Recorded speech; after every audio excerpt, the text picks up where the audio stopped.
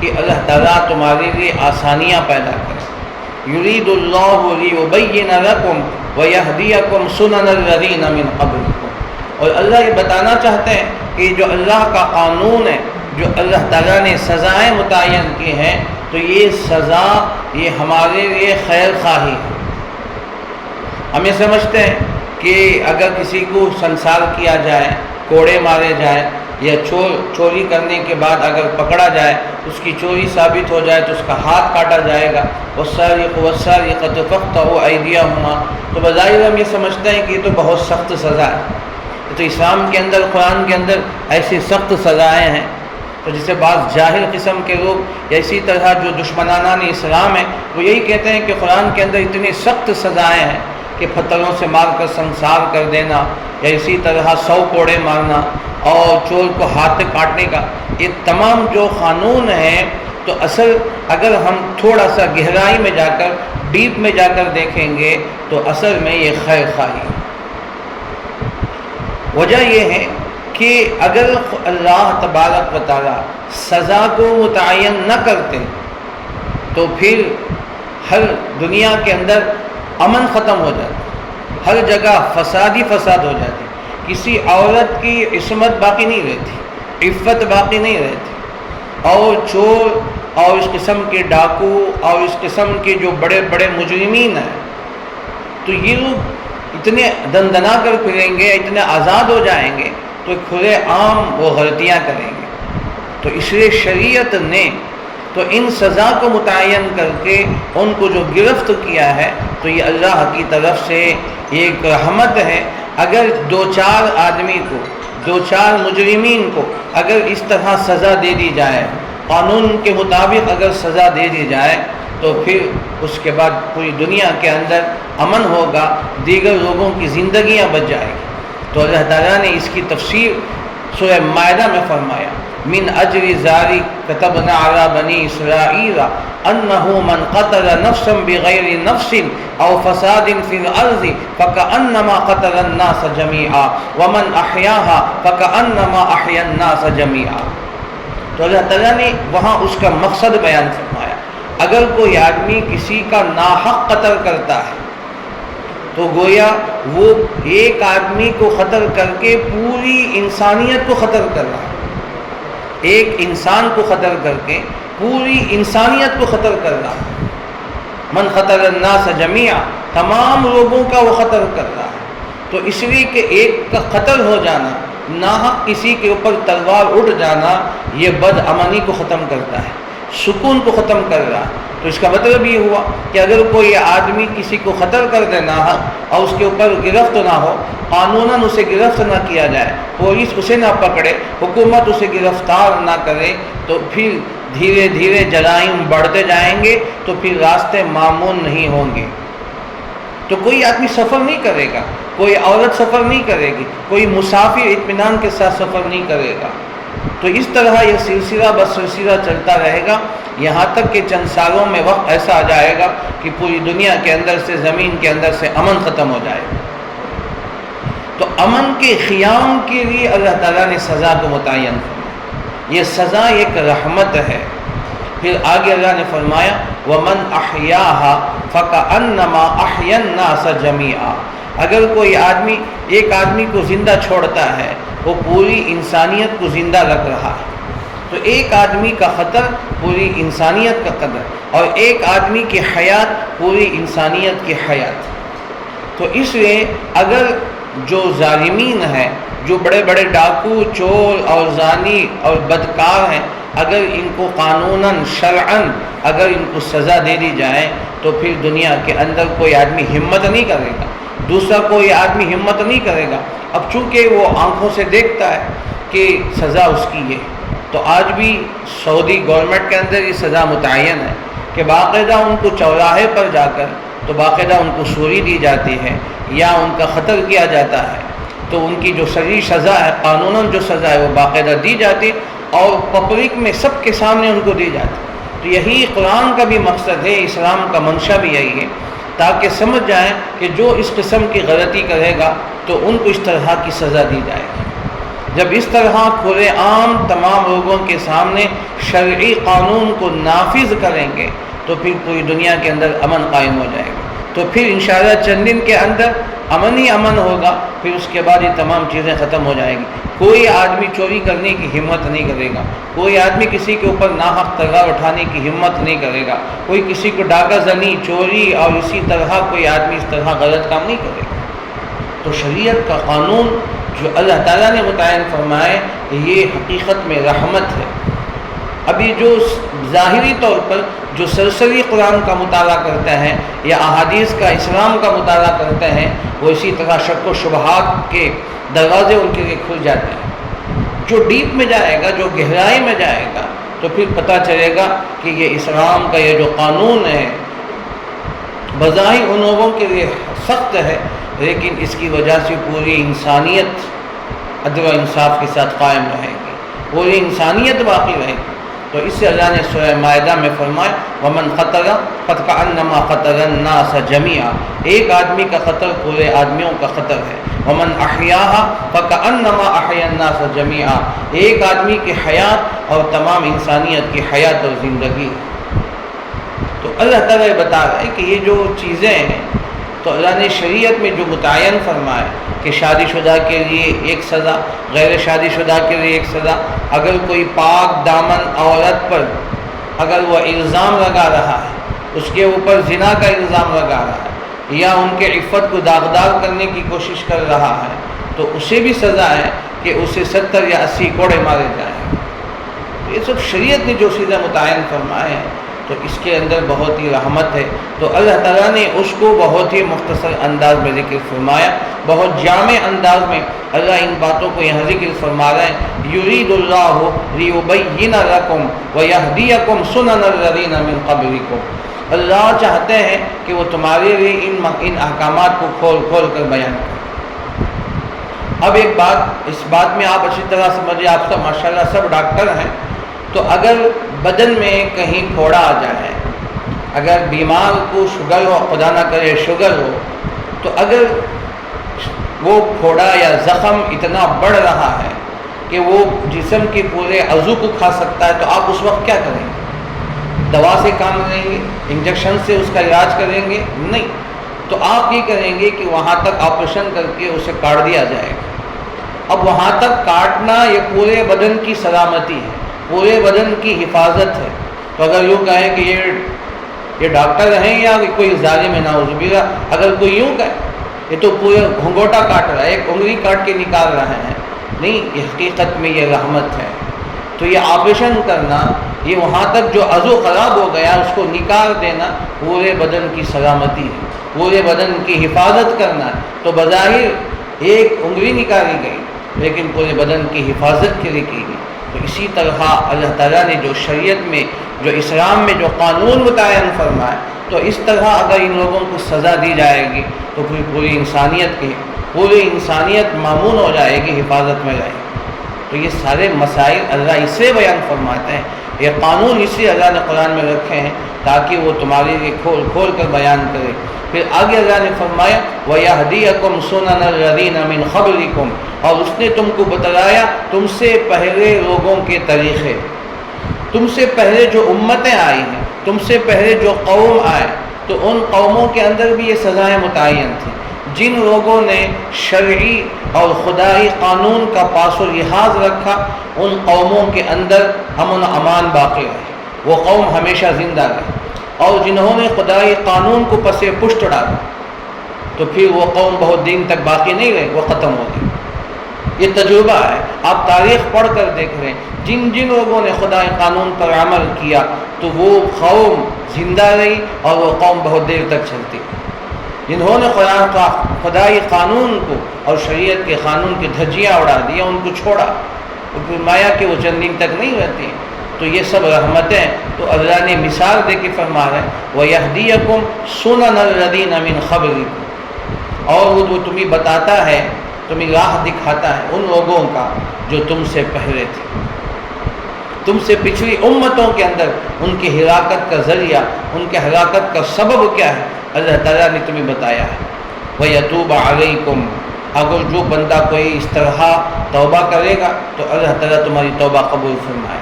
اب ایک مسئلہ یہاں اللہ بیان فرمائے، چھوٹا سا مسئلہ ہے۔ اگر کوئی آدمی شرعی مجرم ہو جائے، اس نے کوئی غلطی کی، اب اس کو شرعی اعتبار سے، خدائی قانون کے اعتبار سے اسے سزا دی جائے تو بس اس کی وہی توبہ ہے۔ مثلا چور نے چوری کی، اب وہ پکڑا گیا، اس کا جرم ثابت ہو گیا، اب اس کا ہاتھ یہاں تک کاٹ دیا گیا۔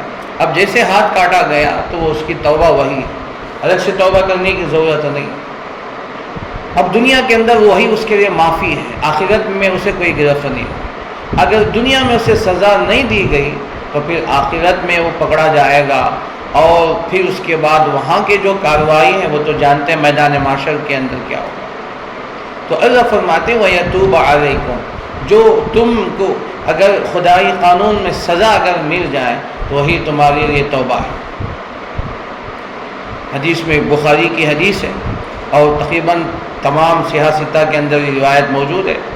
اللہ کے نبی صلی اللہ علیہ وسلم کے زمانے میں ایک مرد ایک عورت سے زنا اور بدکاری ہو گئی، دونوں شادی شدہ تھے، اور وہ اللہ کے نبی صلی اللہ علیہ وسلم کے پاس آیا گیا اور ان کا جرم ثابت ہو گیا۔ چنانچہ اللہ کے نبی صلی اللہ علیہ وسلم نے کہا کہ قانون کے مطابق ان کو سنسار کیا جائے۔ چنانچہ ان کو کھڑا کے پتھر مارے، چاروں طرف سے پتھر مار رہے تھے۔ اب پتھر جب مار رہے تھے تو ایک خون کا قطرہ اچھل کر کسی صحابی کے چہرے پہ آ کے پڑا، تو انہوں نے کراہت سے اسے پیچھے ہٹا اور انہوں نے کراہت کا اظہار فرمایا۔ اللہ کے نبی صلی اللہ علیہ وسلم نے بھاپ لیا، دیکھ لیا، اللہ کے نبی صلی اللہ علیہ وسلم نے فرمایا، حضرت معاذ اسلمی ان کا نام ہے، صحابی کا نام، اللہ کے نبی نے فرمایا انہوں نے ایسی توبہ کی ہے اگر پورے حجاز والوں میں تقسیم کر دیا جائے تو کافی ہو جائے۔ تو ان کو شرعی سزا اگر مل جاتی ہے تو وہی توبہ ہے ان کے حق میں، اور آخرت میں کوئی گرفت نہیں ہوگی۔ دنیا کی اگر سزا، شرعی سزا اگر ان کو مل جاتی ہے تو وہی ان کے لیے آخرت میں نہیں ہوگی، بلکہ وہ دنیا سے پاک و صاف ہو کر دنیا سے جائے۔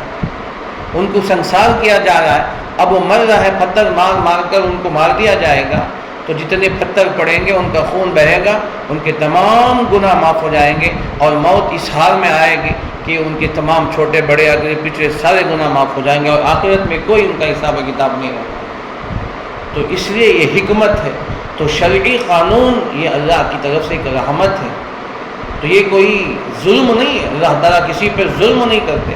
تو یہ اللہ فرماتے ہیں وَيَتُوبَ عَلَيْكُمْ، اگر تم اس طرح کی سزا اگر مل جاتی ہے وَيَتُوبَ عَلَيْكُمْ، وہ تمہاری توبہ قبول فرمائے گا۔ وَاللَّهُ عَلِيمٌ حَكِيمٌ، اللہ تعالیٰ جاننے والے، حکمت والے ہیں۔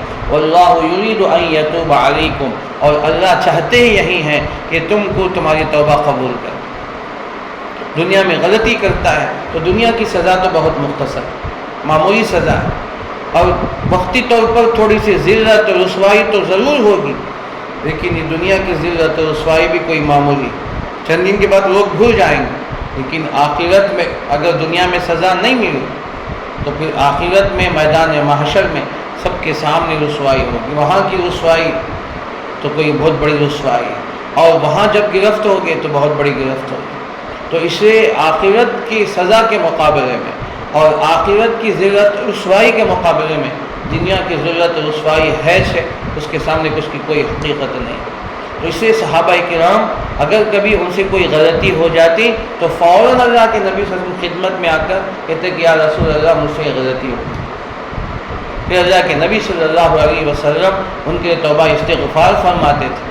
اگر کوئی بڑی غلطی ہو جاتی جو ان کو سزا کے قابل ہوتے تو پھر اللہ کے نبی صلی اللہ علیہ وسلم قانون کے مطابق ان سے 3 یا 4 مرتبہ کہلواتے اور پھر ان کا گناہ کا اقرار کرواتے، پھر ان کو سزا متعین کر دی۔ یہ سب اللہ تعالیٰ کی طرف سے حکمت ہے، اور اللہ چاہتے ہی یہی ہیں کہ تم دنیا میں تمہارے اندر تم توبہ کر کے آؤ، اور اللہ تمہاری توبہ قبول کرنا ہی چاہتا ہے۔ واللہ یرید ان یتوب علیکم، اور اللہ چاہتے ہیں کہ وہ تمہاری توبہ قبول کرے۔ ویرید الذین یتبعون الشہوات ان تمیلوا میلا عظیما، اور چاہتے ہیں وہ لوگ جو خواہشات کے پیچھے پڑ جاتے ہیں، وہ بہت بڑے فاصلے پر جا کے پڑتے ہیں۔ اب اس کے بالمقابل وہ لوگ ہیں جو خدا کا خوف ان کے دلوں میں نہیں ہوتا، بس وہ خواہشات کے پیچھے اور اتباع نفس کے پیچھے، خواہشات کو پورا کرنے کے پیچھے لگے ہوئے ہوتے ہیں، تو بس وہ اللہ کی رحمت سے اور اللہ تعالیٰ کی مغفرت سے وہ بہت دور جا کے پڑتے ہیں۔ وَيُرِيدُ الَّذِينَ يَتَّبِعُونَ الشَّهَوَاتِ أَن تَمِيلُوا مَيْلًا عَظِيمًا، اور چاہتے ہیں وہ لوگ جو خواہشات کے پیچھے پڑتے ہیں، جو خواہشات کی اتباع کرتے ہیں، یہ کہ وہ بہت دور کے فاصلے پہ جا کے پڑ جائے۔ يُرِيدُ اللَّهُ أَن يُخَفِّفَ عَنكُمْ وَخُلِقَ الْإِنسَانُ ضَعِيفًا، اور اللہ چاہتا یہ ہے کہ وہ تمہارے اوپر تخفیف کرے، آسانیاں پیدا کرے۔ تو اللہ تبارک و تعالیٰ نے ہر معاملے میں ہمارے لیے تخفیف کا معاملہ فرمایا۔ اب اس میں لمبی تفصیلات بھی ہیں، مختصر اتنی باتیں ہیں کہ پچھلی امتوں میں جو قوانین تھے، جو خدائی قانون تھے، وہ بڑے سخت تھے۔ بنی اسرائیل کے اندر جو سزائیں تھیں وہ بہت سخت سزائیں تھیں، لیکن اللہ کے نبی صلی اللہ علیہ وسلم کی امت کے لیے اللہ نے آسانیاں پیدا فرمائی۔ ہر سزا میں اللہ نے تخفیف کر دی، آسانیاں پیدا کی۔ بنی اسرائیل کے اندر ان کے لیے بہت سخت سزائیں متعین ہوتی تھیں، لیکن اللہ کے نبی صلی اللہ علیہ وسلم کے امت کے لیے بہت آسانیاں ہیں، اور پھر اللہ نے ہر حکم کے اندر اللہ نے آسانیاں پیدا فرمائی۔ نماز ہے، روزہ ہے، اور اسی طرح زکوٰۃ ہے، اور جتنے احکامات ہیں اس میں اللہ تعالیٰ نے آسانیاں پیدا فرمائی۔ مثلا بندہ نماز پڑھتا ہے، فرض نماز کھڑے ہو کر پڑھے، اگر کھڑے ہو کر پڑھنے کی طاقت نہیں ہے، عمر کی زیادتی کی وجہ سے یا کسی اور تکلیف کی وجہ سے یا کسی اور مسئلے کی وجہ سے، تو پھر بیٹھ کر نماز پڑھے۔ بیٹھ کر بھی اگر نماز نہیں پڑھ سکتا ہے، اتنا بیمار ہے کہ بستر میں لیٹا ہوا ہے، صاحب فراش بنا ہوا ہے، تو اپنے بستر ہی میں اسی طرح اشارے کے ساتھ نماز ادا کرے۔ یہ اللہ نے ہمیں جو شریعت میں جو اللہ تعالیٰ نے جو مسائل عطا فرمائے، اتنے آسانیاں ہیں۔ اور پھر بندہ اگر سفر کر رہا ہے تو اگر وہ شرعی مسافر ہو جائے، 70 پر 8 کلومیٹر، تو اگر سفر کر کے چلا جائے تو پھر وہ بندہ مسافر ہو جاتا ہے، 4 رکعت والی نماز 2 رکعت ہو جائے۔ یہ تخفیف ہے، یہ آسانیاں ہیں۔ اور اسی طرح رمضان کے روزے ہیں تو بندوں پر روزے فرض ہیں، مرد عورت پر روزے فرض ہیں، لیکن اللہ نے استثناء فرمایا، فَمَنْ كَانَ مِنْكُمْ مَرِيضًا أَوْ عَلَىٰ سَفَرٍ فَعِدَّةٌ مِنْ أَيَّامٍ أُخَرَ وَعَلَى الَّذِينَ يُطِيقُونَهُ فِدْيَةٌ طَعَامُ مِسْكِينٍ۔ تو فرمایا کہ رمضان کے روزے رکھنا تو فرض ہے، لیکن تم میں سے اگر کوئی بیمار ہو یا سفر پر ہو، اب بیماری میں کئی فہرست آتے ہیں، ایک بڑھاپے کی وجہ سے اتنا بوڑھا ہے کہ روزہ نہیں رکھ سکتا تو فدیہ ادا کر دو۔ عورت ہے کہ وہ حمل سے ہے، حمل کی وجہ سے روزہ نہیں رکھ سکتی تو بعد میں قضا کریں۔ عورت اگر اسی طرح کوئی اور بیمار ہے، ماں بچے کو دودھ پلا رہی ہے، تو اگر وہ دودھ پلا روزہ رکھنے کی وجہ سے اس کے دودھ اثر انداز ہو سکتا ہے، بچے کو تکلیف ہو سکتی ہے، تو روزہ چھوڑنے کی اجازت ہے۔ اسی طرح کوئی اور مسافر ہے یا کوئی اور بیمار ہے، روزہ نہیں رکھ سکتا، تو پھر اسے بعد میں روزہ رکھنے کا حکم دیا گیا، بعد میں قضا کریں، اگر بعد میں قضا بھی نہ کریں تو پھر اسے فدیہ ادا کرنے کا حکم ہے۔ تو یہ تمام مسائل جو آسانیاں، تخفیف اللہ تعالیٰ نے رکھیں۔ اسی طرح آدمی کو وضو کرنا ہے تو پانی کے ساتھ وضو کریں۔ اگر بیمار ہے، سفر میں ہے، پانی نہیں ہے، یا ایسا اتنا بیمار ہے وہ پانی استعمال نہیں کر سکتا، ٹھنڈا پانی بھی استعمال نہیں کر سکتا ہے، تو پھر تیمم کا اللہ نے حکم دیا، تیمم کر کے نماز پڑھے۔ تو یہ ہر مسئلے میں اللہ نے تخفیف کا معاملہ فرمایا، آسانیاں پیدا فرمائی ہیں، تو بہت سارے۔ اور اللہ تعالیٰ نے ہمیں ہماری طاقت سے زیادہ اللہ نے ہمیں مکلف نہیں بننا، لا یکلف اللہ نفسا الا وسعها، اللہ تعالیٰ نے ہمیں مکلف نہیں بنایا۔ تو شریعت کے اتنے مسائل ہیں جو اللہ نے ہر معاملے میں اللہ نے ہماری کمزوری اور ہماری نقاہت کا خیال فرمایا کہ اللہ جانتے ہیں کہ میرے حبیب، میرے نبی محمد رسول اللہ علیہ وسلم کی امت اتنے کمزور ہیں، تو اس لیے اللہ تعالیٰ نے ان کی کمزوری کا لحاظ رکھتے ہوئے مسائل بھی اللہ نے ان کے مطابق ہی نافذ فرمائے، احکامات بھی ان کے مطابق اللہ نے نازل فرمائے، اور خود اللہ نے فرمایا وَخُلِقَ الْإِنسَانُ ضَعِيفًا، ہم نے انسان کو کمزور بنا کے پیدا کیا۔ جب بندہ کمزور بن کے پیدا ہوا ہے تو پھر اس کے لیے مسائل بھی کمزوری ہوں گے، احکامات بھی اس کے لیے اس کے مطابق ہوں گے۔ یرید اللہ ان یخفف عنکم، اللہ چاہتے ہیں کہ وہ تمہارے اس پر تخفیف کا معاملہ کریں، آسانیاں پیدا کریں۔ وخلق الانسان ضعیفا، اور اللہ تعالیٰ نے انسان کو کمزور بنایا۔ اب وخلق الانسان ضعیفا یہ جملہ ایسا ہے کہ اللہ تعالیٰ نے اس میں بندے کا ایک جز کو ذکر فرمایا اور دوسرا جز ذکر نہیں فرمایا۔ انسان کو اللہ نے ضعیف اور کمزور بنایا تو اس کا مد مقابل یہ ہے، اس کا ضد یہ ہے کہ انسان طاقتور بھی ہے، انسان طاقتور بھی ہے۔ اب ضعیف پیدا ہونے کے کیا مطلب ہے؟ ضعیف پیدا ہونے کا مطلب یہ ہے کہ جب انسان پیدا ہوتا ہے تو بہت کمزور پیدا ہوتا ہے۔ بالکل چھوٹا سا بچہ جب پیدا ہوتا ہے تو وہ اپنے ماں باپ کو تک نہیں پہچانتا، اتنا اس کی آنکھیں بھی نہیں کھلتی، اور پھر اس کے بعد دھیرے دھیرے وہ اپنے ماں کو، پھر باپ کو، اور اپنے قریب رہنے والے نانا دادی ان لوگوں کو پہچانتا ہے۔ پھر اس کے بعد اس کے لیے چند مہینے لگ جاتے ہیں، پھر وہ کروٹ بدلتا ہے، پھر اس کے بعد بیٹھتا ہے، پھر اس کے بعد چلتا ہے۔ تو چلنے کے لیے اس کے تقریباً 1 سال سوا سال لگ جاتے ہیں، 1 سال تو لگ ہی جاتے ہیں۔ پھر اس کے بعد جیسے جیسے ایام گزرتے ہیں تو انسان کے اندر تقویت، قوت پیدا ہوتی ہے، اور غذا بھی بالکل آسان دودھ ہے۔ پھر اس کے بعد تھوڑی سی ہلکی غذائیں، پھر اس کے بعد دھیرے دھیرے اس کی غذا میں تقویت پیدا ہوتی ہے۔ یہ صرف انسان کا یہ بچے کو ایسا ہے، ورنہ جانوروں کے بچے ہیں اور اسی طرح پرندوں کے بچے ہیں، تو جیسے پیدا ہوتے ہیں تو پھر مرغی کا بچہ انڈے سے نکلتے ماں کے ساتھ چرنے لگتا ہے، اور اسی طرح گائے کے بچہ، اسی طرح جتنے بکری کا بچہ ہے، تو جیسے پیدا ہوتی ہے وہ تھوڑی دیر کے بعد ماں کے ساتھ چلنے لگتے ہیں، اور وہ دودھ بھی پینے لگتے ہیں، اور وہ گھاس بھی کھانے لگ جاتے ہیں۔ تو یہ اس اعتبار سے انسان کو اللہ تعالیٰ نے کمزور بنایا۔ انسان کی خلقت کمزور ہے، اور اسے خلقت ختم ہو، اس کی کمزوری ختم ہو کر اس کے اندر قوت پیدا ہونے کے لیے ایک وقت لگتا ہے۔ تو اللہ تعالیٰ نے سورہ روم کے اندر 21ویں پارے میں اللہ نے فرمائے اللہ الذی خلقکم من ضعف ثم جعل من بعد ضعف قوة ثم جعل من بعد قوة ضعفا وشیبا یخلق ما یشاء۔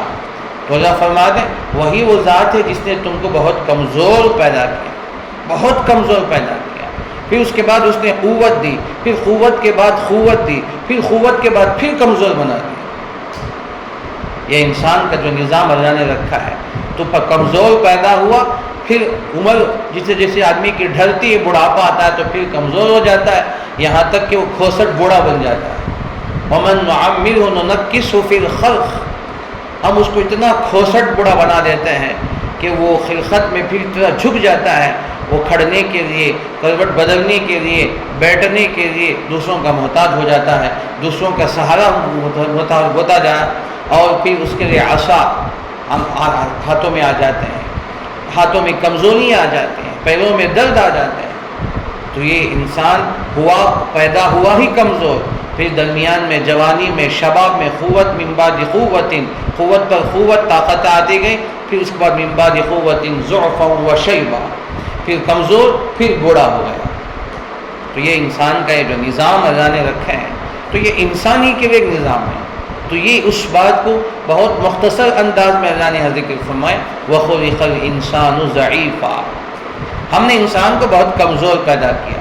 تو اللہ نے ایک جز کو بیان کیا، ایک حصے کو بیان کیا، اس کا دوسرا ہے تصویر کا جو دوسرا رخ ہے، تو انسان کو اللہ تعالیٰ نے طاقتور بنایا ہے، طاقتور بنایا جسمانی اعتبار سے، اگرچہ کہ وہ دیگر جانوروں کے مقابلے میں انسان کی کوئی حیثیت نہیں، لیکن اللہ تعالیٰ نے انسان کو ایک جوہر عطا کیا، وہ ذہنی جوہر، علمی جوہر، ذہن جو اللہ نے عطا فرمایا، جو دماغ اللہ نے رکھے ہیں، تو بڑے بڑے جانوروں کو انسان اپنے کنٹرول میں کر دیتا ہے، یا اپنے علم کے بنیاد پر اور اپنے فن کی بنیاد پر اور اپنی سمجھ اپنے ذہن کے بنیاد پر طاقتور جانور اتنا بڑا ہاتھی ہے تو وہ انسان کے اشارے پہ ناچ رہا ہے، انسان کے اشارے پہ چل رہا ہے۔ خونخوار جانور شیر چیتا باغ انسان کے کنٹرول میں ہے، وہ پنجرے میں بند ہے۔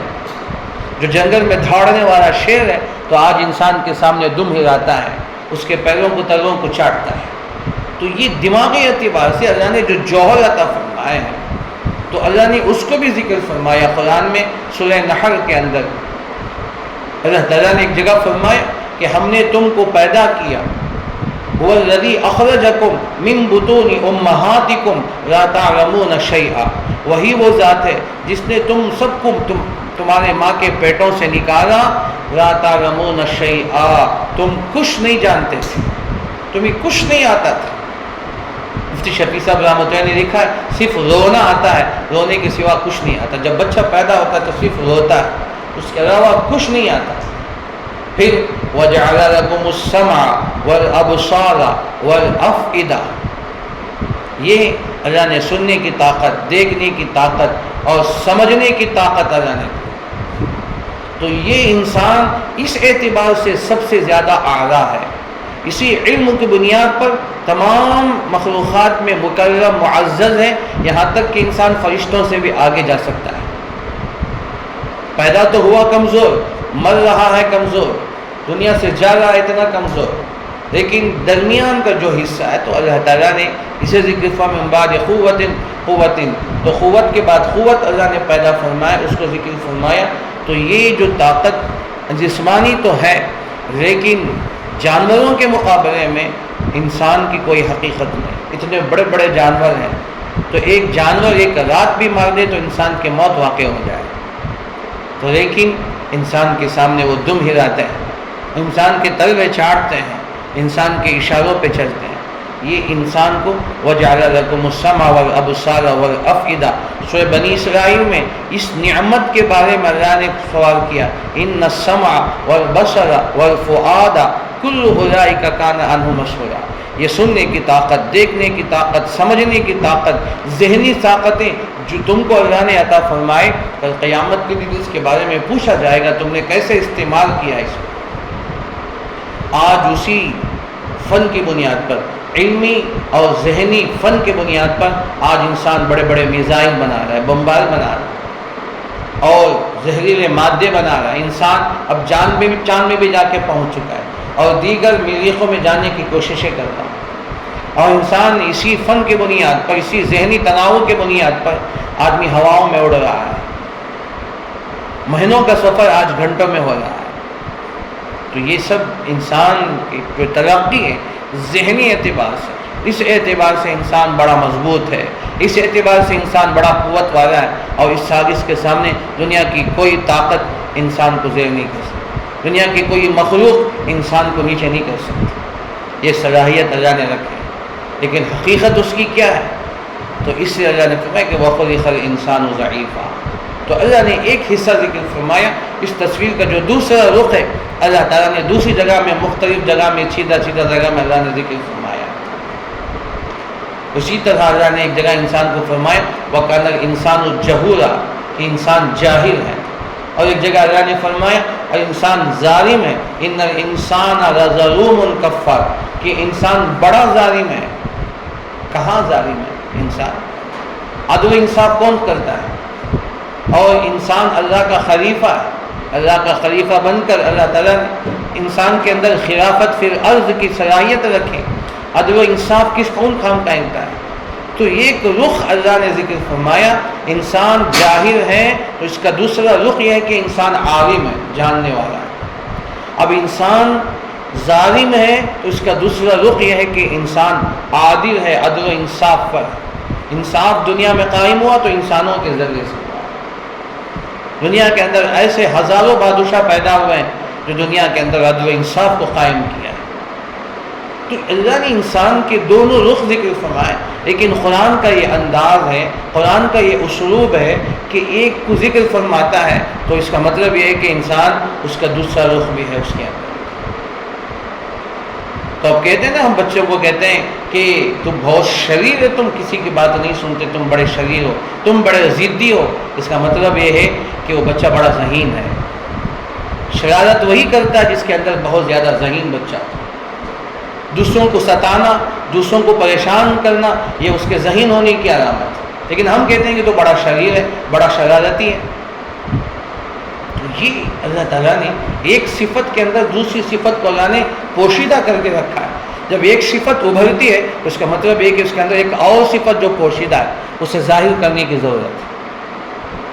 تو اللہ نے یہاں انسان کو ضعیف اور کمزور کیا ہے، تو لیکن انسان بڑا قوی ہے، بڑا طاقتور ہے، اور اپنی اس علمی اور اپنی اس میں علمی اور صلاحیتی ذہنی قوت کے اعتبار سے انسان تمام مخلوقات کو اپنے سامنے آگے کر رہا ہے۔ تو اللہ تعالیٰ نے یہاں ایک مفہوم اس کے اندر ذکر فرمایا، یرید اللہ ان یخفف عنکم، اللہ چاہتے یہی ہیں کہ وہ تمہارے اندر آسانیاں پیدا فرما دے۔ واللہ یرید وخلق الانسان ضعیفا، اور انسان کو اللہ نے بہت کمزور پیدا فرمایا۔ بہرحال تو اللہ تعالیٰ نے یہاں تک یہ مفہوم ذکر فرمایا، یہاں تک ایک رکوع ختم ہو کر پھر اس کے بعد ایک نیا رکوع شروع ہو رہا ہے جہاں سے دوسرا مضمون شروع ہوتا ہے۔ تو یہاں تک جو مضمون ختم ہوا اس کا تعلق ماقبل سے ہے۔ تو ماقبل جتنے احکامات ایک پورے رکوع کے اندر اللہ تعالیٰ نے جن مسائل کو، جن احکامات کو ذکر فرمایا، الحمدللہ کچھ تفصیلات تو آپ کے سامنے آ چکے ہیں کہ اس کے نتیجے کے طور پر اللہ تعالیٰ نے اس کی سزائیں بھی ذکر فرمائیں۔ اگر کوئی بندہ ان احکامات پر عمل نہیں کرتا ہے اور گناہ کر بیٹھتا ہے تو ان کے لیے سزا ہے۔ پھر سزا جو اللہ کی طرف سے ہے وہ سزا اللہ کی طرف سے حقیقت میں رحمت ہے، بلکہ پوری انسانیت کے لیے خیر خواہی، پوری انسانیت کے لیے رحمت ہے۔ تو یہ ذکر فرما کر یہ سزاؤں کا متعین کرنا، یہ اللہ تعالیٰ بندوں کے لیے آسانیاں پیدا فرماتے ہیں۔ یہ تمام باتوں کو اللہ نے ذکر فرما کر یہاں تک ایک رکوع مکمل ہو رہا ہے، اس مضمون کو مکمل کر کے پھر اس کے بعد دوسرے رکوع سے دوسرا مضمون یہاں سے شروع ہو رہا ہے۔ اللہ تعالیٰ سے دعا کیجیے کہ اللہ تعالیٰ مجھے آپ تمام کو سنی باتوں سے زیادہ عمل کرنے کی